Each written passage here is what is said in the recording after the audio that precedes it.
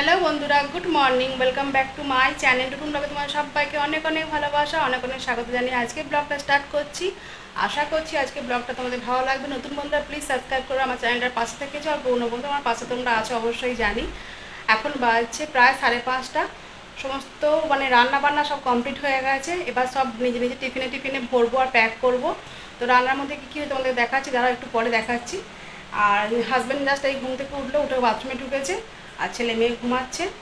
তো চলো দেখে নাও কী কী রান্না করেছি। অনেক রকম রান্না হয়ে গেছে। গরমের মধ্যে যদিও একরকম দুরকম পদ হলেই মনে হচ্ছে খাওয়া হয়ে যাচ্ছে, পেট ভরে আছে, কিন্তু ফ্রিজের সবজিগুলো তো পরে পরে নষ্ট হচ্ছে। আর মাছ ফ্রিজে সবসময় থাকে, মাছ ডিম, তো ওইগুলো রাখা আছে। ওগুলো না খেলে বেশি দিন রাখা যাবে না ফ্রিজে, 2-3-4 দিনে ঠিক আছে। তো সেই জন্য রান্না অনেক রকমের হয়ে গেছে। তোমার দেখাই কী কী রান্না করেছি আজকে। এই দেখো, তোমার দাদা ভাইয়ের সমস্ত খাবার রেডি করে নিয়েছি। এখানে আছে ব্রেকফাস্টের জন্য মুড়ি, শসা, কলা, লেবু আছে, পেঁয়াজ আছে, এগুলো সব স্যালাডের জন্য। কলাটা শুধু জাস্ট এমনি মুড়ি দিয়ে খাবে। আর এখানেতে ভাতের আছে ভাত, টক ডাল, পটল ভাজা, আলু ভাজা, আলু পোস্ত, পেঁয়াজ আলু পোস্ত, আমের চাটনি, আর একটা পাবদার ঝাল। পাবদার ঝাল মানে পাবদা সর্ষে পোস্ত দিয়ে আর কি, যেটা করে। তো এই হচ্ছে ওর আজকের লাঞ্চ প্লাস ব্রেকফাস্ট। তো চলো, সমস্ত রান্না তো কমপ্লিট হয়ে গেছে, কিন্তু রান্নাঘরের আমার অবস্থা প্রচণ্ড খারাপ। তো ওকে সব এগুলো প্যাকিং করে দিই, সব প্যাক করে যেগুলো ভরে, এগুলো এটা সবটা নিয়ে যাবে না, 1 পিস নিয়ে যাবে। এটা ঠান্ডা করার জন্য, এটাই জাস্ট এইমাত্র নামালাম, ঠান্ডা করার জন্য এখানে দিয়েছি। ফ্যান অন করে দেবো, ঠান্ডা হয়ে যাবে। আর ঠান্ডা না করলে খাবারটা গ্যাসও হয়ে যায়, প্লাস ওই যে স্টিমটা থাকে, তো পরে খাবারটা স্টিলের টিফিন করে তো পরে খোলা যায় না, ওই জন্য একটু হাওয়াতে ঠান্ডা করে দিয়ে দেওয়া হয়। তো চলো ওগুলো সব প্যাক করে দিই মোটামুটি। ঠান্ডা শুধুমাত্র এটাই ঠান্ডা হয়নি, আর ভাতটা ঠান্ডা হয়নি, বাকি মোটামুটি ঠান্ডা হয়ে গেছে। তো চলো প্যাক করে দিই। জলের বোতল দেওয়া হবে, সব দেওয়া হবে, সব রেডি করে দিই ওকে। ও বেরিয়ে যাক, তারপর বাকি রান্নাঘরের কাজ প্লাস ঘরে ঝাঁটা মোছা করবো। ছেলে মেয়ে এখনও ঘুমাচ্ছে, ছেলে মেয়েকে একটু পরে ওঠাবো। বন্ধুরা দেখো, আমি একটু রেডি হয়ে নিয়েছি। এইটা একটা ওড়না নিয়ে নিয়েছি কটনের, মাথায় ভালো করে এটাকে দেবো। এখন বাজছে পুরোপুরি 12টা। আমি এখন যাচ্ছি একটু এটিএমে দরকার আছে। এটিএম থেকে আমি একটু পার্লারে যাব, নিজের জন্য একটু দরকার। কি করাবো, যদি পারি সেরকম তোমাদের সঙ্গে ওখানে শেয়ার করবো, যদি না পারি তাহলে বাড়িতে এসে বলবো কি করেছি না করেছি। এখন ঠিক নেই কতটা কি করবো না করবো, ওখানে গিয়ে কথা বলবো দিদির সঙ্গে, তারপর আমি জানি হ্যাঁ এটা করতে হবে। তো রেডি হয়ে নিয়েছি।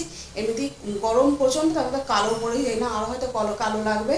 এটাকে পুরোপুরি ওনাটাকে ভালো করে জড়াবো পুরো মাথা পর্যন্ত, জড়িয়ে তারপর ছাতা নেবো, তারপর যাবো। আর এটিএমে তো মেন দরকার, বেশিরভাগ দরকার মেন এটিএমটাই, তার জন্য ভাবছি একবারে সব কাজ করেই চলে আসবো। তো চলো যাই, ঘুরে আসি।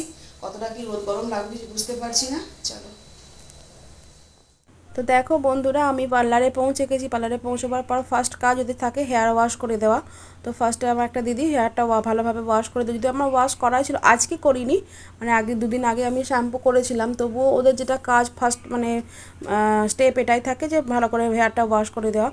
তো দিদির ভালো করে আর 2-3বার শ্যাম্পু দেওয়ার পর আমার চুলে ভালোভাবে ফেনা হয়েছে। কেন জানি না, এতটা প্রচণ্ড পরিমাণে এই গরমে ঘাম জমে জমে, আর স্ক্যাল্পটা পুরো একদম অয়েলি হয়ে গেছে, আর বাকি চুলটা পুরো ড্রাই একদম।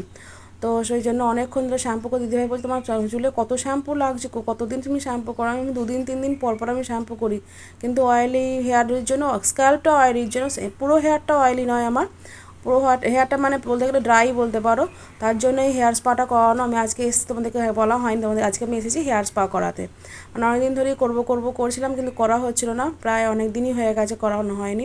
তো দেখো ভালোভাবে হেয়ারটা ওয়াশ করে দেওয়ার পর তারপর একটা দিদি ভালো করে হেয়ার যেটা স্পা ক্রিমটা ভালোভাবে লাগিয়ে দিয়ে ম্যাসাজ করে দিয়েছে, করে দিয়ে এরকম রেখে দিয়েছে। আর এবার দেবে যে ওই যে গরম স্টিমটা থাকে, ওই স্টিমটা নিতে এত কষ্ট হয়েছে বন্ধুরা, প্রচণ্ড পরিমাণে হিট, পুরো স্কিনেতে একদম গিয়ে লাগছে ওই হিটটা। বেশিক্ষণ মাথা রাখা যাচ্ছে না, আমি শুধু মাথা এদিক ওদিক ঘুরিয়েছি, তাতে গরমে পুরো ঘেমে গেছি আমি, এমন অবস্থা হয়ে গেছে আমার। গুড ইভিনিং বন্ধুরা, এই দেখো বিকেলে জাস্ট ঘুম থেকে উঠলাম। ওঠার পর কুলারটা চলছিল, জল প্রায় শেষের দিকে হয়ে গেছে, তো ভর্তি করে দেখতে পাচ্ছি পুরো একদম ভর্তি করে জল ভরেছি, একদম ভর্তি হয়ে গেছে জল দিয়ে। কুলারে জল ভরলাম, তারপরে গাছে সবে জল দিলাম, তারা এটা বন্ধ করে দিই।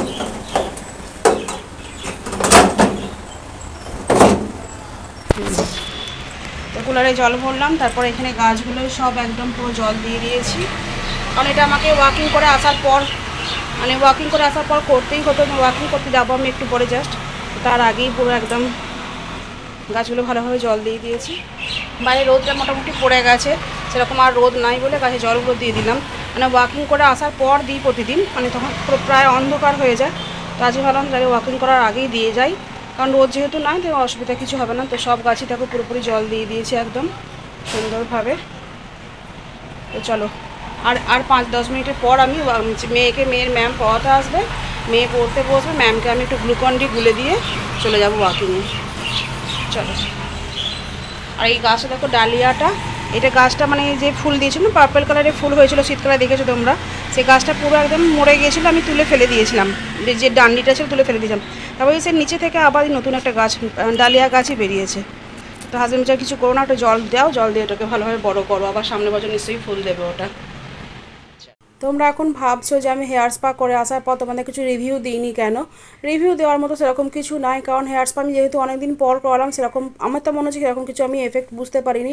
এখন মোটামুটি প্রতি মাসে মাসে 3 দিন করবো পরপর, তারপর হয়তো একটু বুঝতে পারবো, তারপর তোমাদের বলবো। আর আমার হেয়ারটা যদিও কার্লি হেয়ার, যত যাই করো কোনো এফেক্ট পড়ে না, বুঝতে পারাই যায় না। তো চলো দেখো আমি ওয়াকিংয়ে বেরিয়ে গেছি।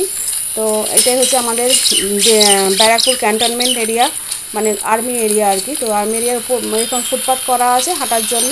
এরকম অনেকে দেখো যে আমার সামনে দুটো বয়স্ক কাকু বা যেটু যাই হোক হবে হাঁটছে, এবং আমার পিছনে তো অনেক লেডিস দেওয়া আছে, সামনে তো অনেকে আছে, এরকম হাঁটা বেশ ভালো, আর নির্ভয়ে হাঁটাও যাওয়া বেশ ভালো লাগে। ডিনার মেনু দেখো বন্ধুরা, এটা হচ্ছে সব সবজি দিয়ে চিকেন করেছি, চিকেন অল্পই ছিল।